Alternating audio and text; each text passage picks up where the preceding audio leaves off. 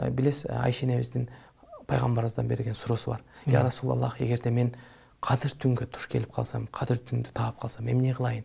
Кайсыл дуаны окуйун дегенде, пайгамбар саллаллаху алейхи вассалам Айша энебизге айтат: эгерде сен кадыр түндү тапсаң дейт, анда ушул дуаны окугун деп пайгамбарыбыздын өзү үйрөткөн дуасы бар. Пайгамбарыбыздын бул өзүнүн атайын үйрөткөн дуасынан ашып өткөн бир башка дуа жок. Бул дуада пайгамбарыбыз айтат: Аллахумма иннака афуун тухиббул афва афу анни деген. Аллахым, сен кечиримдүүсүң дейт. Албетте сен кечиримдүүлүктү сүйөсүң деген. Афу анни, Аллахым менин күнөөлөрүмдү кечиргин деген дейт. Афу деген бул араб тилинде ушундай бир маани. Балким истигфар айтабыз, магфират сурайбыз да. Магфират дегенде биз Аллах Тааладан күнөөлөрүбүздү кечирин сураганда, Аллах Таала биздин күнөөлөрүбүздү болгону жашырып коет деген. Бирок бул афу Аллах Таала күнөөлөрдү толук өчүрүп кое турган.